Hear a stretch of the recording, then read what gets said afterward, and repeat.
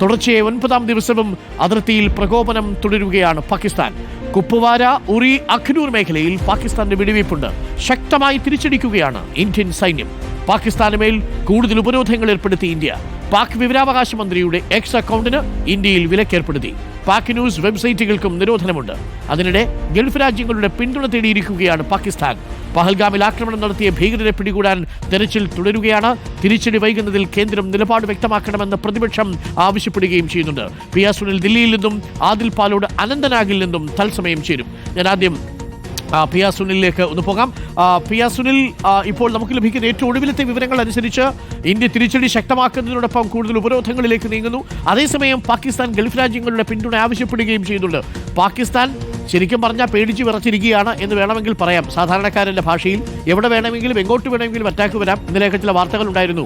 ഈ പാക് ഒക്കുപൈഡ് കാശ്മീരിലേക്ക് കുറച്ച് നാളത്തേക്കുള്ള ഭക്ഷണവും വെള്ളമൊക്കെ കരുതി വെക്കണം, വിമാനം എന്താ ചെയ്യാൻ പോകുന്നതെന്ന് അറിയില്ല എന്ന മട്ടിലാണ് അവിടെയൊക്കെയുള്ള പ്രചരണം നടക്കുന്നത്. എന്തായാലും ഗൾഫ് രാജ്യങ്ങളെക്കൂടെ പിന്തുണ കൂടി തേടിയിരിക്കുകയാണ് പാകിസ്ഥാൻ. ഇന്ത്യയും കടുത്ത ഉപരോധങ്ങളിലേക്കാണോ ഇപ്പോൾ നീങ്ങുന്നത്?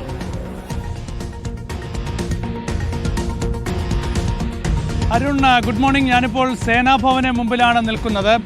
ഏതായാലും ഇന്ത്യ കരുതലോടെ തന്നെ മുന്നോട്ട് പോവുകയാണ്. ഏതായാലും പാകിസ്ഥാൻ വലിയൊരു തിരിച്ചടി പ്രതീക്ഷിക്കുകയാണ്. അരുൺ ചൂണ്ടിക്കാണിച്ചതുപോലെ തന്നെ അധിനിവേശ കശ്മീരിലൊക്കെ തന്നെ പാകിസ്ഥാൻ വലിയ മുന്നറിയിപ്പ് നൽകിയിരിക്കുകയാണ്. ഒരു വലിയ തിരിച്ചടി ഉണ്ടാകാൻ സാധ്യതയുണ്ട്. 2 മാസത്തേക്കുള്ള ഭക്ഷണ സാധനങ്ങളൊക്കെ തന്നെ കരുതി വെക്കണം. മാത്രമല്ല, ഈ മേഖലയിലെ ജനങ്ങൾക്ക് ഒരു യുദ്ധത്തെ നേരിടാനുള്ള പരിശീലനം കൂടി പാകിസ്ഥാൻ നൽകുന്നുവെന്ന റിപ്പോർട്ടുകൾ കൂടി പുറത്തു വരുന്നുണ്ട്.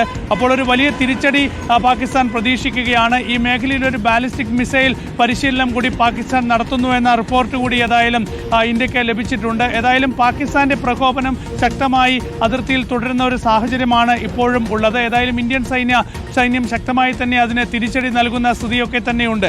ഏതായാലും അരുൺ ചൂണ്ടിക്കാണിച്ചതുപോലെ തന്നെ പാകിസ്ഥാന് മേൽ സമ്മർദ്ദം കൂടുതൽ ശക്തമാക്കുകയാണ് ഇന്ത്യ. അതിന്റെ ഭാഗമായി ഇപ്പോൾ പാകിസ്ഥാനിലെ പ്രധാനപ്പെട്ട ന്യൂസ് വെബ്സൈറ്റുകളൊക്കെ തന്നെ ഇന്ത്യയിൽ ബാൻ ചെയ്തിട്ടുണ്ട്. പ്രത്യേകിച്ച് ഈ ജിയോ TV ഉൾപ്പെടെയുള്ള വെബ്സൈറ്റുകളൊക്കെ തന്നെ റദ്ദാക്കിയിട്ടുണ്ട്. ഇതുകൂടാതെ പാകിസ്ഥാൻ ഇൻഫർമേഷൻ മന്ത്രി തരാറിൻ്റെയും എക്സ് അക്കൗണ്ട് ഇന്ത്യയിൽ ബാൻ ചെയ്തിട്ടുണ്ട്. ഈ തരാർ നേരത്തെ പ്രകോപനപരമായ പല പരാമർശങ്ങളും എക്സിലൂടെ നടത്തിയിരുന്നു. ഏതായാലും ഇതിൻ്റെ കൂടി പശ്ചാത്തലത്തിലാണ് അദ്ദേഹത്തിൻ്റെ എക്സ് അക്കൗണ്ട് ഇന്ത്യയിൽ ബാൻ ചെയ്തിരിക്കുന്നത്. അങ്ങനെ പാകിസ്ഥാന് മേൽ എല്ലാ രീതിയിലുമുള്ള സമ്മർദ്ദം ഇന്ത്യ ശക്തമാക്കുന്നുണ്ട്. ഏതായാലും പാകിസ്ഥാൻ ആഗോളതലത്തിൽ എന്തെങ്കിലും ഒരു പിന്തുണ കിട്ടുമോ എന്ന കാര്യത്തിലൊക്കെ തന്നെ വലിയ ശ്രമങ്ങൾ നടത്തുന്നുണ്ട്. പ്രത്യേകിച്ച് അരുൺ ചൂണ്ടിക്കാണിച്ചതുപോലെ തന്നെ ഗൾഫ് രാഷ്ട്രങ്ങളുടെ ഒക്കെ തന്നെ പിന്തുണ തേടാനുള്ള നീക്കങ്ങൾ നടത്തുന്നുണ്ട്. അതേസമയം ഇന്ത്യയും പാകിസ്ഥാന് മേൽ ആഗോളതലത്തിൽ പാകിസ്ഥാനെ ഒറ്റപ്പെടുത്തുന്നതിനുള്ള നീക്കങ്ങളും വളരെ ശക്തമായി നടത്തുന്നുണ്ട്. പ്രത്യേകിച്ച് പാകിസ്ഥാനുള്ള സാമ്പത്തിക സഹായമൊക്കെ തടയുന്നതിനുള്ള നീക്കം നടത്തുന്നുണ്ട്. $7